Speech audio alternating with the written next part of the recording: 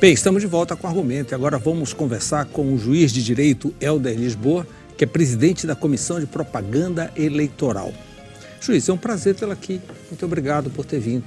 Muito obrigado, Mauro, e quero agradecer logo à imprensa, que tem dado um apoio fundamental para a Comissão de Propaganda, né?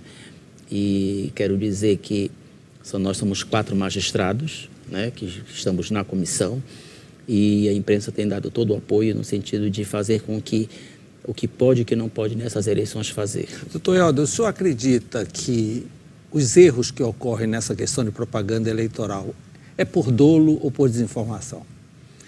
As duas coisas. Nós temos que entender que o TSE muda a cada eleição. Mudou radicalmente o entendimento, principalmente da propaganda, que era de 90 dias, e agora são só 45. Dentro desses 45, 35 somente de propaganda oficial. Então, nós já estamos praticamente com a propaganda na rua, e você vê uma mudança de paradigma, a cidade está limpa, não há agressão ao eleitor. Então, acredito que nós vamos ter umas eleições muito corretas, muito democráticas. Sim, aqui. No momento que o TSE muda, tudo bem, é o ideal, mas a cultura do povo brasileiro, a cultura do povo paraense, será que está acompanhando essa velocidade do TSE?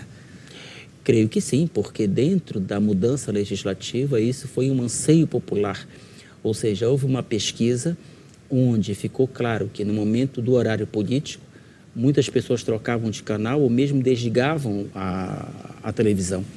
Então, como é uma questão obrigatória da justiça eleitoral, a propaganda institucional, houve uma diminuição significativa nessa propaganda. Então, na verdade, nós temos um eleitor mais consciente, mais preparado para enfrentar esse momento eleitoral. Agora, doutor, o senhor não acredita que essa diminuição drástica de 90 para 45 dias e uma série de proibições da propaganda exterior, isso não vem a favorecer aqueles que são mais conhecidos? Porque aquele desconhecido, para começar do zero agora, ele tem uma dificuldade muito grande, ele não tem meios para ser conhecido. Sim, há uma ambiguidade nessa assertiva, porque hoje, basicamente, todo mundo tem acesso à internet, quer no telefone celular ou quer por redes sociais e etc.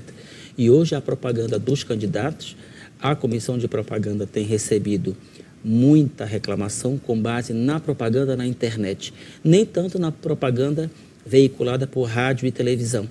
Então eu acredito que a mudança de paradigma de 4 anos para cá é justamente pelo acesso à internet de pessoas, tudo bem que existem pessoas que não têm acesso, mas é o acesso à internet e a visibilidade que o candidato tem com essa ferramenta de fazer chegar até o eleitor. E o TRE está aparelhado, a Comissão de Propaganda está tecnologicamente aparelhada para acompanhar essa velocidade da internet? Estamos e, basicamente, Mauro, as eleições são fiscalizadas pelos partidos e coligações e é engraçado pelo próprio eleitor, não só aquele eleitor, aquele ferrenho eleitor que tem partido, como aquele que também não tem. O senhor recebe alguma denúncia por WhatsApp, por exemplo?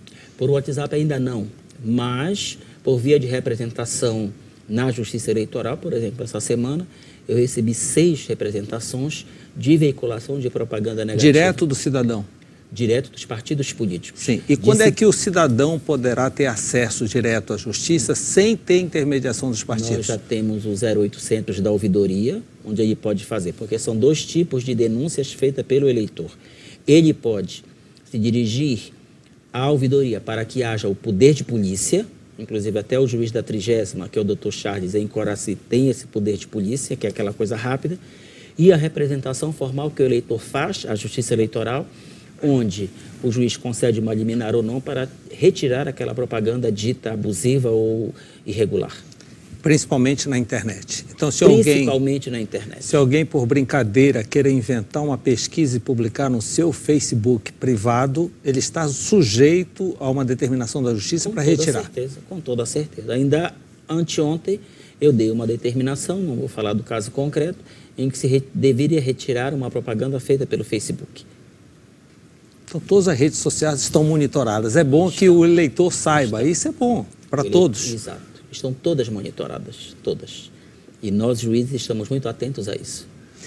Doutor Helder, com referência à propaganda exterior, até a última eleição, existiam aqueles cavaletes que se colocavam no meio da rua, né? Que os candidatos colocavam no meio da rua, ainda existia um cartaz aqui, outro ali, um pouco mais para o interior, que não tem acesso ainda à mídia eletrônica. Isso está banido, isso não existe mais. Eu costumo dizer que a nova legislação basicamente não pode.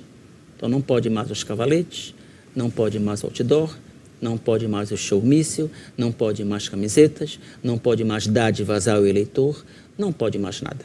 Hoje a única coisa que a gente tem... No carro pessoal, sim. A plotagem, sim, que é a plotagem, e a propaganda por meio de cartaz com 0,5 metros quadrados. Isso é em locais privados, desde que o eleitor aceite. Propaganda em local público e de uso comum, como cinemas, templos religiosos, expressamente proibida pela Justiça Eleitoral. Templos religiosos? Sim, porque é espaço de uso comum. Muitos membros da igreja usam o púlpito como comício, o senhor sabe disso. De que forma o senhor vai poder agir nesta hora? Por uma reclamação de outro partido? Por uma reclamação de outro partido ou por alguém que esteja no próprio templo ouvindo o comício dentro do templo religioso. Nós chamamos na Justiça Eleitoral de espaço de uso comum, como um cinema, por exemplo. Então, assim como o cinema é um espaço de uso comum, o templo também é. Então, está proibida a campanha eleitoral. Como serão realizados os debates? Nós recebemos... Belém tem 10 candidatos. As Sim. emissoras são obrigadas a convidar os 10 candidatos? Bom, aqueles que possuem representatividade no Congresso Nacional e assento nas assembleias, tecnicamente deveriam ser convidados para o debate. O que nós pedimos às emissoras ou rádio que forem fazer o debate?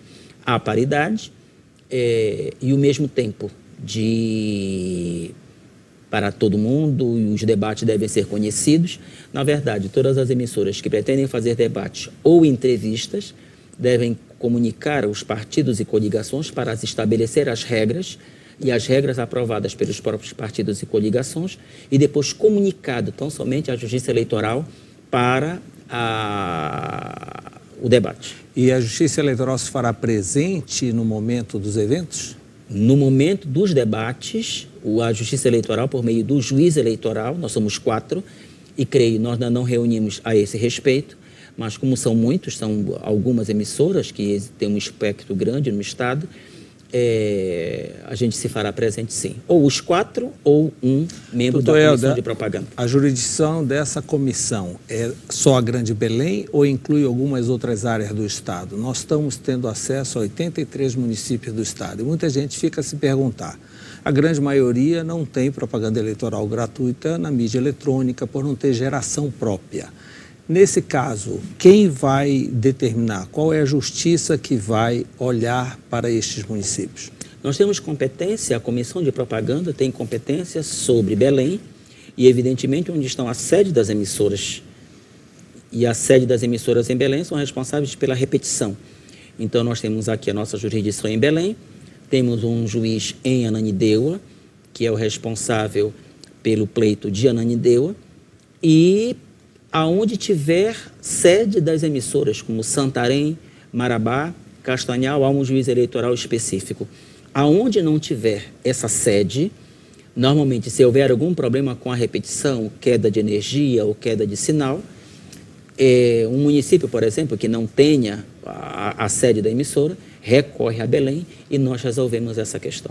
Em eleições passadas, mesmo não tendo geração própria, a Justiça Eleitoral permitiu alguns debates em repetidoras de televisão.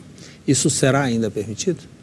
Dependendo do pedido, né? A Justiça Eleitoral tem sido muito democrática nesse sentido. Então, evidentemente, que cada juiz eleitoral da cidade vai receber o pedido deste ou daquele debate, como redenção, por exemplo, que queira fazer, vai ser apresentado ao juiz. Ele vai analisar as regras dos debates, se há a paridade de armas entre os candidatos e vai deliberar, junto com os partidos e coligações, homologar o que os partidos e coligações, por meio da emissora, vai estabelecer para o debate local. Doutor, a gente costuma dizer que a justiça do trabalho é a mais célere, mas eu creio que a justiça eleitoral seja mais célere ainda, e com essa diminuição de campanha, tudo vai correr muito mais rápido. É porque os nossos prazos, Mauro, são curtíssimos. São curtíssimos. Tem que resolver tudo até a eleição. Então, uma propaganda irregular, uma propaganda nociva a este ou aquele candidato, quanto mais tempo ela persiste, mais ela causa prejuízos e benefícios ao outro candidato. Então, a Justiça Eleitoral tem que agir imediatamente. O senhor tem uma grande experiência penal. Como é que é lidar agora com uma Justiça Eleitoral, com a velocidade, com todas essas inovações que a cada pleito, aliás, o Brasil experimenta muitas inovações nessa área? Claro, eu digo que o magistrado ele tem que estar preparado para a jurisdição, seja penal, seja civil. Eu sou juiz de uma vara de fazenda pública, embora tenha muitos inscritos na área penal e de direitos humanos, mas todo aquele versado nos livros tem que estar preparado para os desafios. A Justiça Eleitoral é uma justiça muito especializada, então a gente estuda, a gente se planeja justamente para enfrentar o pleito. Doutor Helder, o senhor estará lançando amanhã uma obra. Quantos livros o senhor já lançou? 9. 9. Esse aqui é o 10º. É o 10º. É o 10º. Tratado de Direito Penal. Bem, isso é para o praticante do direito, para o estudante de direito, ou aquele que também vai fazer um concurso público ou coisa parecida? É para todos os construtores, para desembargadores, para ministros, para juízes, promotores que lidam com a área penal, com a ferramenta penal, e principalmente para os estudantes de direito. Hoje os manuais eles estão muito simplórios, né, dentro daquela estrutura para concurso, tudo é muito simplificado, etc. O livro está denso nesse sentido, resgatando toda aquela parte histórica, sociológica muito densa, que a gente precisa entender o direito penal.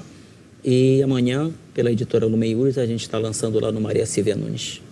Na Estação das Docas. Na Estação das A partir Docas. de que hora? A partir das 18 horas. O senhor teve recentemente uma experiência no exterior. De alguma forma, isso está representado no livro? Tudo. Nós estivemos num trabalho no Tribunal de Estrasburgo, através do Reino da Espanha.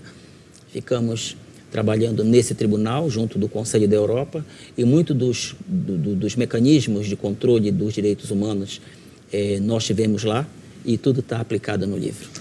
Doutor Helder Lisboa, muito obrigado por essa entrevista. No decorrer do processo eleitoral, se o senhor achar interessante dar conhecimento, alguma informação específica, estamos à disposição. Vamos tentar realizar a entrevista com os candidatos, vamos fazer os devidos registros, como no passado, mas a nossa função é tentar entrevistá-los. Muito obrigado pela entrevista e boa sorte no lançamento do Tratado de Direito Penal. Obrigado, Mauro, e a Justiça Eleitoral, em nome do desembargador Raimundo Holanda, agradece o espaço.